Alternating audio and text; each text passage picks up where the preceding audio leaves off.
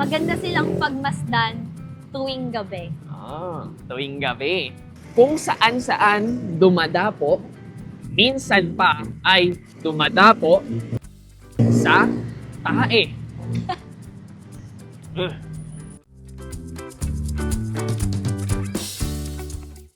Kamusta? Hello! Kamusta?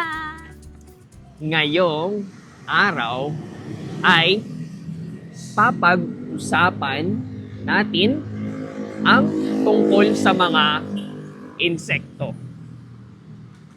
Ngayon ay nandito kami sa labas ng bahay para mag-video dahil tayo ay umabot na sa 100 subscriber sa YouTube.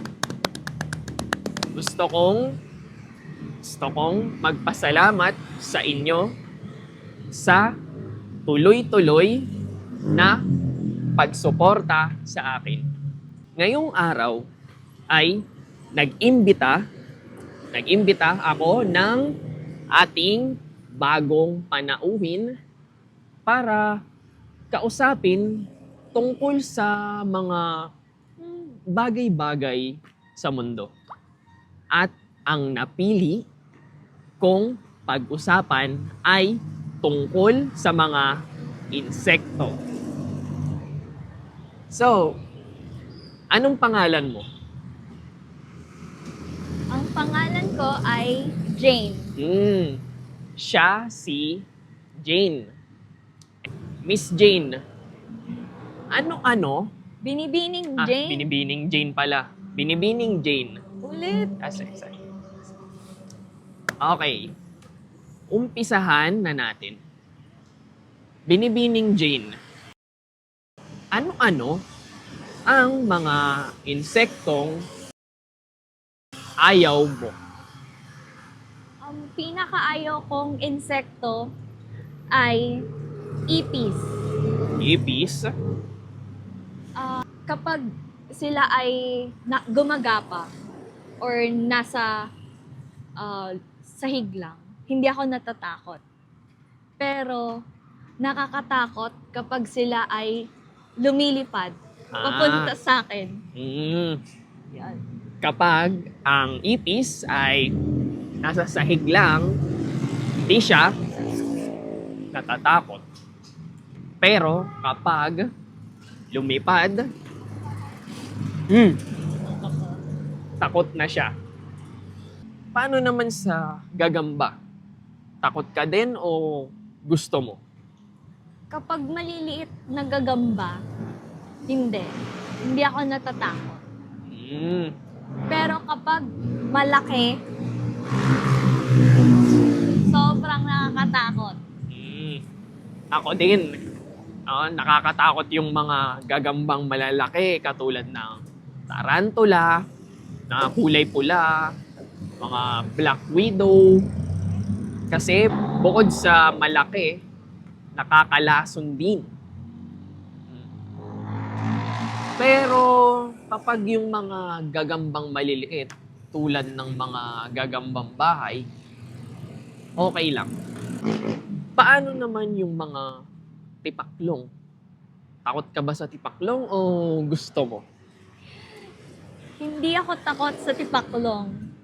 Nung ako ay bata pa, madalas kami ng mga kalaro ko na nanguhuli ng mga tipaklong sa bukid. At madali lang silang hulihin. Kapag sila ay tumalon, gaganon na namin sila. Tapos, bubuka. Tapos, yun, may tipaklong na. Kaya, alagaan namin yun. Gusto niya ng mga tipaklong kasi madali lang hulihin. At pagkatapos hulihin, kanila nang aalagaan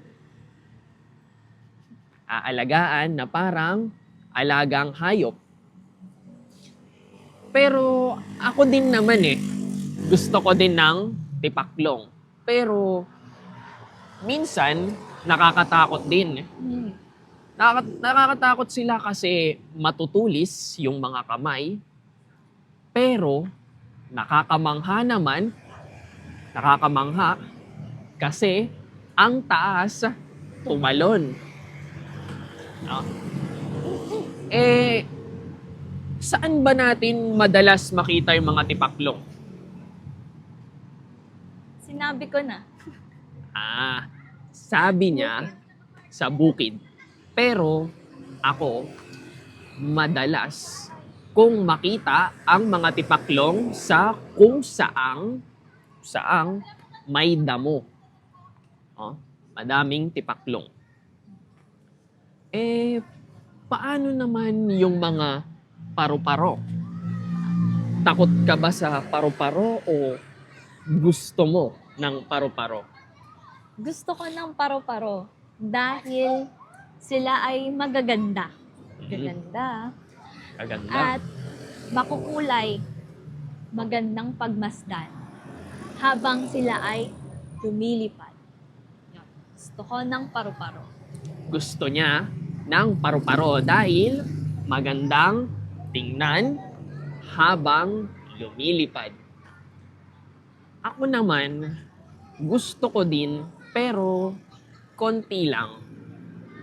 Kasi yung mga paru-parong kulay itim, medyo nakakatakot tingnan para sa akin. Paano naman yung mga alitap-tap? Gusto mo ba ng alitap-tap o ayaw? Gusto ko ng alitap-tap dahil maganda silang pagmasdan tuwing gabi. Tuwing gabi. Bakit naman? Dahil sila ay lumiliwanag, lalo na pagsama-sama sila. Lumiliwanag.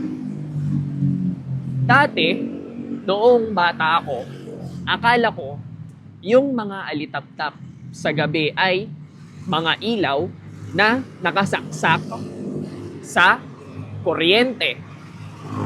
Pero, buti na lang tinuro sa akin ng aking tatay. Paano naman yung mga langaw? Gusto mo ba ng langaw o ayaw mo? Ayoko ng langaw dahil sila ay dumadapo kung saan-saan. Lumadapo kung saan-saan. At tapos, sila ay dadapo sa aking pagkain. Kaya ayoko ng langaw. Kung saan-saan dumadapo, tapos mamaya dadapo sa pagkain. Minsan pa ay dumadapo sa tae. Paano naman yung mga lamok? Gusto mo ba ng mga lamok o ayaw mo? Ayoko sa mga lamok dahil sila ay nagbibigay ng sakit. At kapag sila ay dumapo sa aking balat at kakagat, ako ay mangangati at magkakapantal. Ayaw niya sa lamok kasi nagbibigay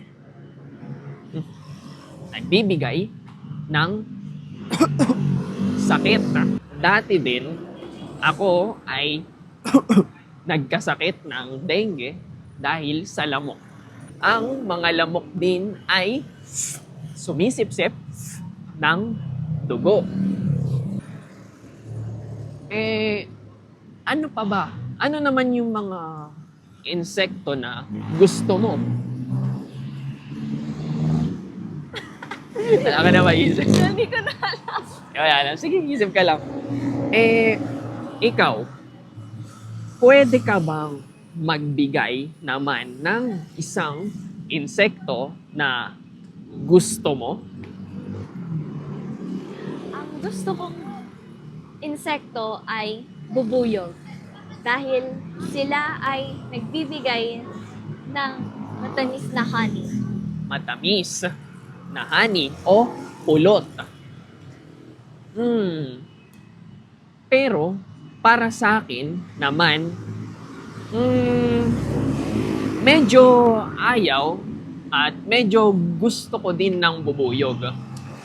Una, ayaw ko ng bubuyog dahil nanunusok sa balat. Kapag tinusok ka sa balat ay pwedeng mamaga.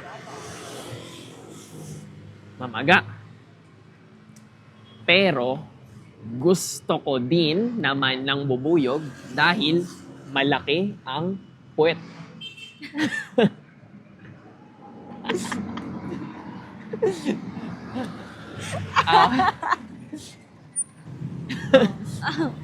Ngayon, hanggang dito na lang nagtatapos ang ating video na ito. Kayo, ano ang gusto at ayaw niyong insekto? Gusto mo din ba ng bubuyog dahil malaki ang puwet? Isulat sa comment section sa ibaba. Paalam!